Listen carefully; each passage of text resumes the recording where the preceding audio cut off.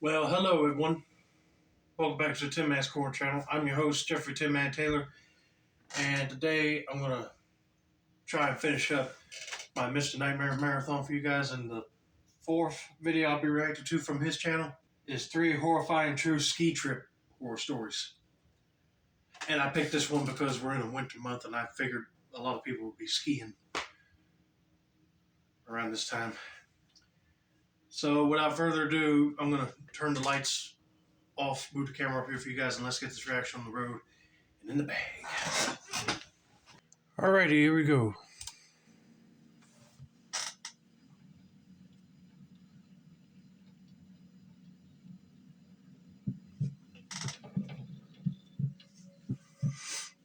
My first big skiing trip ever was with my friends Angel, Amy, and Jessica, and we all flew to Colorado. We all rented an Airbnb in the town of Snowmass, right by Aspen Mountain Ski Resort. I had only been snowboarding one other time in my life at this point, and that consisted of riding down the bunny hill over and over. I was pretty bad. First thing we did from the airport was Uber straight to the Airbnb. It was a spacious 4-bedroom house. It had a huge deck with a hot tub on it overlooking the Colorado countryside. That's nice. Since it was nighttime already by the time we got there, we went out to some local bar on the first night, which was a Thursday. The next day, we went straight to the mountain via Uber. We got our rental equipment at the mountain to make things easier. It actually wasn't super crowded on the first day, probably because it was a work day. The next day, it got a lot more crowded. For some reason, I just couldn't really get the hang of it. I couldn't make it down a slope without falling at least a few times. At a certain point, I was so fed up that I just sat on the side of a slope to catch my breath and take a break. Meanwhile, a bunch of people zoomed past me, even little kids that made it look easy. Then came this man who seemed like he didn't really know what he was doing either. He came up to me and asked if I'm okay, and he started trying to make conversation with me. It was the weirdest spot to make conversation, so after a few seconds of answering his questions, I got up and said nice talking to you, and resumed trying to snowboard down the mountain. This mountain was a blue run, meaning it was a longer slope to get down and slightly more difficult than a green. I stopped again a little further down the mountain to take another break. I really wasn't having fun. To my dismay, I saw that guy from before approaching me again. He was inching closer to me with the same struggle I had been dealing with. He stopped right next to me and unstrapped from his snowboard, then sat a few feet from me. He started talking to me about how he's not used to so many pretty girls like me being here. This was super weird because I had on a ski mask and helmet. My face was practically covered. He asked who I was here with. I lied and said my boyfriend. He laughed and said he saw me come here with all girls.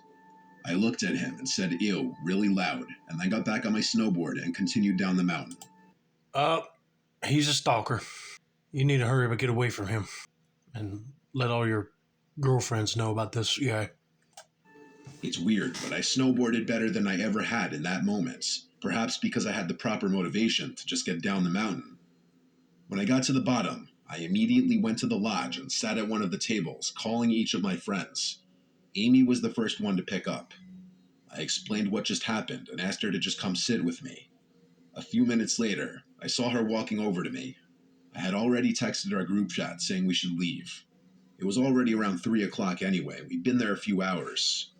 When Angel and Jessica finished whatever run they were on, they met us back at the lodge. We returned our rental gear and then Ubered back to the Airbnb. We all showered and changed and then headed out to the village for dinner. We then went out to a few of the local bars afterward, and we got decently drunk.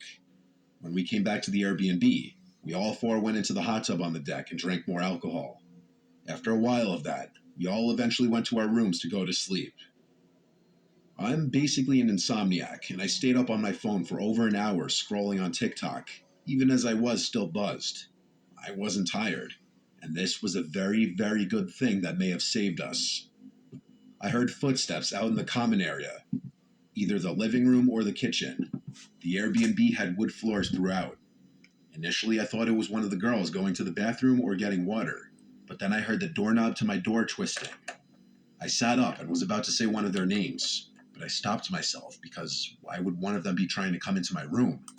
Oh, don't tell me that dude from the ski resort followed them home. I instantly went to the group chat to text everyone and ask who that is. Nobody answered. They must have been asleep. I tiptoed to the door and put my ear up against it. I heard footsteps moving around. When it went quiet, I ever so quietly unlocked the door and twisted the doorknob. I pushed the door open as gently as I could, and I peeked into the living room. I looked from corner to corner until I saw a tall black silhouette walking from one door to the other. It was a man for sure. He was trying to get into one of our rooms. I wanted to scream out to my friends to warn them, but I stayed silent because I was too scared. I closed my door quietly and locked it. I prayed to God everyone had their doors locked.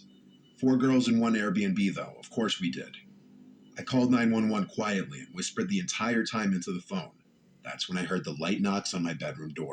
I turned to the door and watched as the doorknob again started to turn, but he couldn't open it. I kept saying, "Please hurry," into the phone. All the woman on the line kept saying back is, "They're almost here," and to remain quiet. It was entirely possible that the man on the other side of the door heard me whispering, because he started pushing into the door. I heard shoves and bangs on the door, and I just couldn't help it anymore. I screamed, "Get out of here," followed with, "I'm on the phone with 911 right now." The bangs stopped, and a voice on the other side said, "Okay, sweetheart." And then I heard his footsteps walking away. The 911 operator instructed me to stay in the room until police should arrive. I peeked outside the window, but it was simply too dark to see anything beyond a few feet in front of the window. My friends were awake now from my screams. I told them all to stay in their rooms. Police finally got there about 5 to 10 minutes later, and they came right into the Airbnb since the door was unlocked. Once it was confirmed the intruder was gone, we ensured every entry point was locked and secured, and they left. Sleeping after that was difficult. Of course, the idea came up that it was that creepy man from the mountain who was following me, and I do believe that's a possibility. The voice could have been a match, honestly. After working out a partial refund with the Airbnb host, we spent Sunday traveling the area instead of snowboarding again, and we stayed at a small motel Sunday night. We flew home Sunday morning. I'm sorry that guy ruined your trip, but I'll be doing what you guys are doing because I don't know if I would be safe staying in an Airbnb if that guy's still around. Well, you did the right thing going checking into a hotel and then flying out of there when you could. But I wish that they were able to find either prints in the snow or something just to see where that guy went to.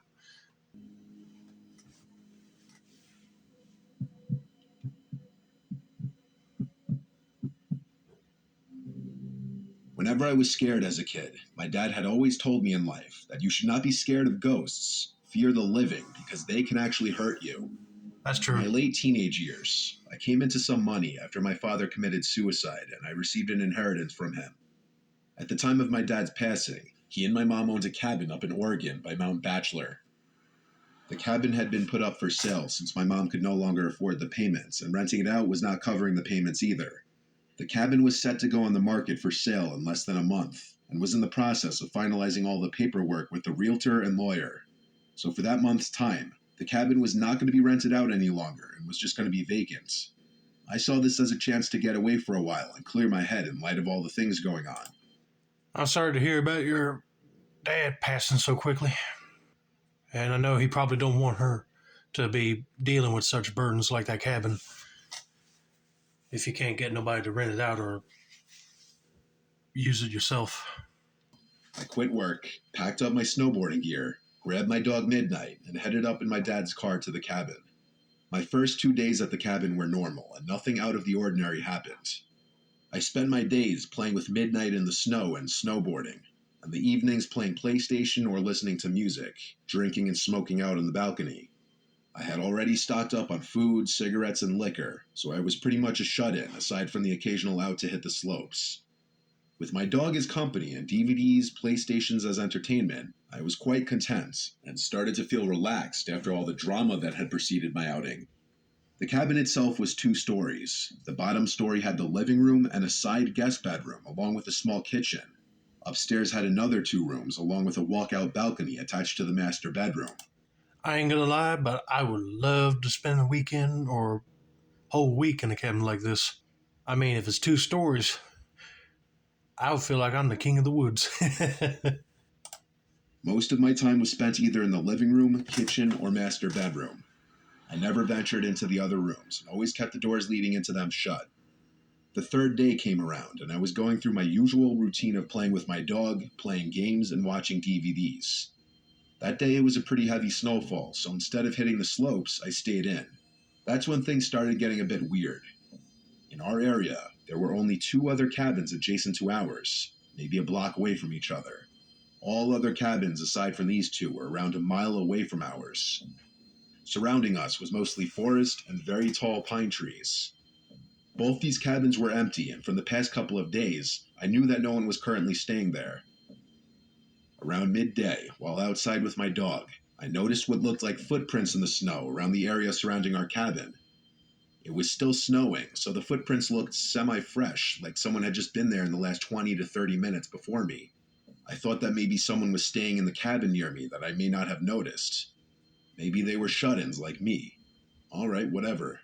The footprints led away from my cabin, and they disappeared in the snow towards the denser part of the trees. I disregarded the footprints and went back inside. Nighttime came around, and I decided to head to bed. My dog Midnight was laying on the bed with me when I noticed his ears perk up to a listening position. This was followed by him quickly jumping off the bed and running downstairs to the living room. I lay in the bed and stayed silent. I was honestly freaked out. I could hear him moving around downstairs back and forth. After around 5 minutes, he ran back upstairs to me and started to do his doggy dance for the sign that he had to pee or that he wanted to go outside. Shit, well fine, I can't say no to him, so we both went downstairs to the outside driveway for him to do his thing. Only he didn't want to pee. As soon as we were outside, he started to pull his leash, trying to drag me to where he wanted to go. He kept looking into the dense part of the trees where the prints had been earlier, but he also kept sniffing the side of the house and looking up towards the roof. After he figured out that I was not going to go where he wanted, he sat himself down and just stared into the darkness. A bit unusual for him, but alright, maybe there's some forest animals out there that he wants to chase down. But fuck this, I didn't want to chase anything, so I pulled him back inside and we both headed back upstairs. Around half an hour later, I was lying in my bed when I heard what sounded like hooves walking on my roof. It was only a series of around 6 steps, and I rationalized that it could be a pine cone falling from a tree onto the roof, or maybe a kind-hearted forest animal running around. But here's the thing. The steps seemed to be spaced apart like a man-length stride, so it was really freaking me out. Midnight also heard the noise and was quick to run to the balcony screen door, expecting for me to let him out. Alright, you know what? I'm a tough guy, and at the time I considered myself to be fairly well built and strong enough to handle myself. So I grabbed my coat and shoes along with my cigarettes and flashlight and went out onto the balcony. As soon as I went outside, I lit up my cigarette and started canvassing the roof with my light. Nothing there, and the snow on top was undisturbed. Weird. Was it all in my head? What about Midnight hearing the noise? Maybe he was feeding off my paranoia. I started to calm down and relax again. My eyes started to adjust to the darkness, and I kept smoking and just staring at the stars and trees next to our cabin. That's when I saw it. In a tree that was a little taller than our cabin and around 20 feet from the balcony, I saw what looked like a man crouched in a squatting position in between 2 branches. It looked really tall, like 8 or 9 feet, and it was really fucking skinny. 8 or 9 feet tall? Oh, hey, no, this ain't no human. Oh, no. That's probably a Bigfoot. Or some other cryptid, maybe. Whew. Yeah, your dog won't play no games with you, dude, and it's not in your head. You're actually experiencing something scary. I'll be getting back in that house right now and locking everything up before that thing decides to charge up to the cabin or something. It was squatted on one branch, and its freakishly long, white arms were extended above its head, holding onto the branch above it, while its mouth was wide open with no expression. What the fuck is that? I wasn't sure if I was really seeing this thing, and stood just staring and sat there motionless. I noticed Midnight stand up and start pacing behind me and lightly barking at the same time. The thing still did not move. I put my cigarette out and was debating on shining the light in the thing's direction, but something in my head kept screaming not to. So I walked backwards to the inside of the room and pulled Midnight with me. Once inside, I locked the door and shined the light in the thing's direction, but there was nothing there. I shut the curtains to the screen door and retreated back to bed. But later on in the night, I heard some light tapping at the screen door, like someone was tapping on the glass with their fingers. It was consistent and did not stop for nearly an hour. Midnight seemed to stare at the door, but he wouldn't go near it anymore. The weirdest part was that I had a feeling like someone was inviting me to open that door, but at the same time, I kept hearing my dad's voice in my head, telling me to stay in bed and don't do it. I listened to my dad's voice and just stayed where I was. I passed out eventually and woke up in the morning. It didn't take me long to pack everything and get the hell out of there. I'll be with this dude right here. I'll be packing my stuff up and getting out as well. Because if I saw something that looked strange, he said it was white, humanoid, but 9 feet tall. I'll be thinking it's probably a white-haired Bigfoot or something. But then if he didn't say anything about no hair, I don't know what this thing would be. But I'm glad he listened to his self-conscious and be like, nope, don't open the door. And if you shine the light at him while you're outside, that thing probably would have jumped from the trees and got you. You never know. But I'm glad he got it out of there safe and sound.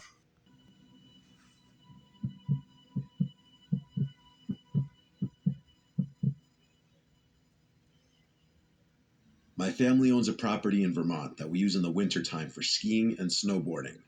It's at the top of a hill surrounded by woods. The nearest neighbors are up the road, but separated enough where you can't see their houses from our property. There's a big shed outside that we keep a lot of our snowboarding gear, along with general lawn care stuff like shovels, rakes, and everything like that.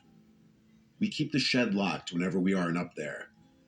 Once we unlock it, though, we keep it unlocked for the entirety of our visits, as we don't really worry too much about people coming and stealing anything while we're there. The actual house is pretty nicely sized. It's technically 3 floors, with the 3rd floor being a loft master bedroom, which is reserved for my parents, and my siblings and I aren't allowed to use it. This one weekend, I was heading up there with this girl, Melissa, who I was going to be teaching how to snowboard, as she'd never been before. We had a beginner board up there that she used, along with all the proper equipment. On our property, since it's on a steep hill, we actually made our own little custom slope that we'd sometimes snowboard or sled down for fun. So before taking her to the actual mountain, I suggested I teach her the basics on the hill. It's a good idea to train somebody on like a little hill before you get on the real slope. Because if they get on the slope and start skiing, then they might lose the balance or something. You never know. So that's a good idea on his part. We put on all of our gear, and right up at the top of the hill, I slowly started descending, showing her the basic movements. When she made her first attempt, she right away fell, as expected, but she was persistent and kept trying and getting back up. Each time we made it to the bottom of the hill, she'd get a little better, and then we'd walk back up and do it again. At some point, we both heard a male voice call out from the woods, presumably at us. It said, "Hello." We start looking around, confused as hell. All we saw were a bunch of trees and a white sheet of snow covering the floor of the woods. You'd think it would be easier to spot someone or something when it's just a sheet of white surrounding you. But nope, we didn't see anyone in the woods. I yelled out, "Is someone there?" Nothing now. Just the dead silence of a secluded place in the winter. Melissa and I were slightly disturbed, so we walked back up to the house and went inside. I didn't think it could be the neighbors because I didn't see the driveway to the one we passed shoveled, and the neighbors further up the hill would have no reason to come down like that. I told her it must have been some random person going for a hike in the woods. That was the least scary possibility. Next thing we did was go out to my favorite nearby diner. Then we went shopping for basic groceries to get us through the next few days. Since it was a bit late now, we were going to spend the rest of the night just chilling at the house. We ate dinner and then chilled by the fire pit out back. At some point, we both heard the distinct sound of shoes stepping in snow not far away. I turned off the music for a second, but with the sound of the crackling fire, it still wasn't dead silence. By this point, whatever we heard stopped. I asked for her phone so I could use both my and her phone's flashlights to point into the woods. Again, like earlier, I called out, "Is someone there?" which scared Melissa. She asked to go inside, so we did. We didn't go back outside that night. The next morning, I woke up to Melissa getting out of bed. I was still tired, so I went back to sleep. When I woke up again, she was still not in the bed anymore. I looked at the time, and it was already like 9 a.m., so I got up and opened the curtain to the window. I looked out at the shed outside. The door was open, and I saw the breath of someone being blown from behind the door to the shed. I wondered what Melissa was doing out there. I opened the window and yelled Melissa's name, but when she called back, her voice came from inside the house, right in the living room. I got goosebumps. I kept watching the escaping breath of whoever was in our shed blow out the door. I yelled outside, "Yo, who's in my shed?" And a few seconds later, I shut the window and ran out to the living room to find Melissa watching TV. Or rather now, she was more so just standing in front of the couch, concerned. I looked out the back door and saw the back of somebody dressed in black running into the woods. I looked for my boots, but by the time I put them on, it was too late to chase him. I went to check the shed to see if anything was stolen, but it seemed everything was there. I relocked the shed just to be safe. I saw the footprints of that person lead from the woods to the shed, then back to the woods again. I wasn't about to follow the footprints, though. After nerves calmed a bit, we ate breakfast, then headed for the mountain, and we had a whole day of snowboarding. Melissa picked it up surprisingly well, and we plan to have one more day at it tomorrow. After we got back to the house, we cooked a steak dinner, then watched a movie. We didn't want to sit out in the dark again after last night and earlier that day. In the middle of that night, I woke up to Melissa shaking me. She explained why. Then she told me to listen. We sat in silence for about 30 seconds before we heard, "Help me," in a very long, drawn-out voice from outside. Melissa was in hysterics. Then we heard the voice again. I went over to the window, and she begged me not to open the curtain. I said I was just going to take a peek. I gently lifted one corner of the curtain to peek outside. I don't know what I was expecting to see, except for total blackness. I cracked the window open, and a gust of cold air hit me in the face. I listened, intending on getting a better idea of where this voice was coming from. Then I suddenly heard footsteps in the snow, getting much louder very quickly. They were coming toward the window. I quickly pulled it down and relocked it. Whoever it was already saw me, though. The knock on the window confirmed it. I looked over at Melissa, who was hiding under the blanket, making faint crying noises. I told her to just stay quiet. Our best response was to not respond or acknowledge them. There was never another tap at the window, nor were there any more calls from outside. It was a long couple hours after that of not sleeping. Eventually, though, we got so tired that we did end up just falling asleep.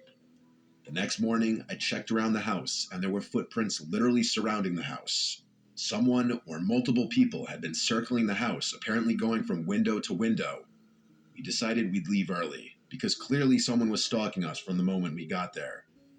I locked everything back away in the shed. Then we packed the car, and back to Rhode Island we went. For those curious, nothing was broken into or stolen the next time any of us went back up there. So truthfully, I don't even really have a guess as to what that person out there wanted, but it was most definitely the same person stalking the house from the moment we got there.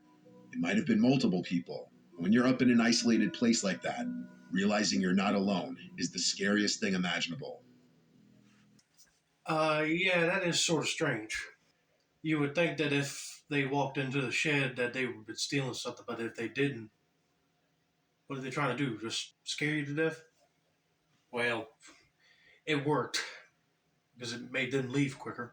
After they said they don't even lock the shed, they don't lock it when they're there, I'd be like, oh, you gotta be kidding me. Because even if you're there and you're not even looking, somebody can walk in there and steal something because they know it's unlocked. When you have it locked, they won't be able to get into it. Simple. But anyway, that's going to be it for now. I hope you guys enjoyed this Mr. Nightmare reaction video. Don't forget to like, subscribe, turn on post notifications for more Mr. Nightmare reaction content like this. This has been another successful installment of the Tin Man's Corner channel. I'm your host, Jeffrey Tin Man Taylor. And I say that's a wrap, and have a nice day.